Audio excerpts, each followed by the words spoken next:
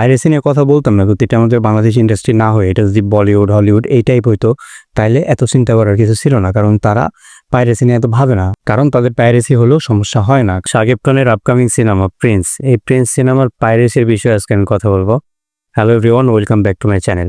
গত ঈদে শাকিব খানের যে তাণ্ডব সিনেমা রিলিজ হলো, এটার মেকার ছিল রেহান রাফি। রেহান রাফি যথেষ্ট চতুর একটা মানুষ, সে পর্যন্ত পুরোপুরিভাবে পাইরেসি ঠেকাইতে পারেনি, যার কারণে তাণ্ডব সিনেমা কিন্তু ভালোভাবে ব্যবসায় সফল হইতে পারে নাই।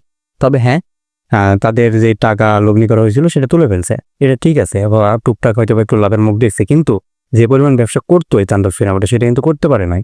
রেহান রাফির মতো একটা ডিরেক্টর বা যে প্রযোজকগুলো আছে তারা কিন্তু পাইরেসি ঠেকাইতে পারেনি। পাইরেসির ফলে কি একটা অবস্থা হয়েছে আমরা জানি।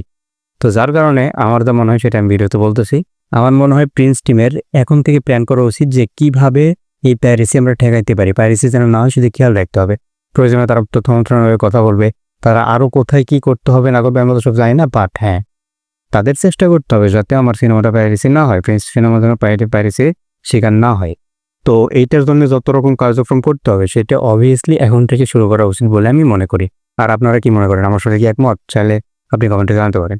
আর হ্যাঁ, পাইরেসি নিয়ে কথা বলতাম না, যদি এটা আমাদের বাংলাদেশ ইন্ডাস্ট্রি না হয়ে এটা যদি বলিউড হলিউড এই টাইপ হইতো তাইলে এত চিন্তা করার কিছু ছিল না, কারণ তারা পাইরেসি নিয়ে এত ভাবে না, কারণ তাদের পাইরেসি হলেও সমস্যা হয় না, কারণ তারা ওয়ার্ল্ড ওয়াইড মুক্তি দেয়, যার কারণে সিনেমাগুলা যা দর্শক তারা হলে যেই দেখে, মানে তাদের টাকা উঠে লাভ টাভ সব উঠে আরামে সবকিছু ঠিক হয়ে যায়, তারপর পাইরেসি হোক বা নাও কিন্তু কিচ্ছু আসছে না। কিন্তু আমাদের বাংলাদেশ ইন্ডাস্ট্রি খুব বেশি হল নাই, এই ঈদের সময় সিনেমা রিলিজ হয় বেশি।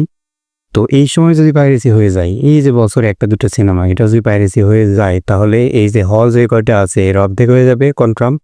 তারপরে সিনেমায় যে প্রযোজক আর ভালো মতো টাকা ইনভেস্ট করবে না, তখন কিন্তু ক্ষতি দিন শেষে আমাদের বাংলা ইন্ডাস্ট্রি। তো ভাই যত দ্রুত সম্ভব এই পাইরেসি ঠেকাতে সকল কার্যক্রম এখন থেকে শুরু করা উচিত বলে আমি মনে করি। তো এই ছিল আজকের ভিডিও। তো আপনার মতামত কমেন্টে জানাতে পারেন। ধন্যবাদ, সবাইকে ভালো থাকবেন, দেখা হচ্ছে পরবর্তী কোনো ভিডিওতে। বাই।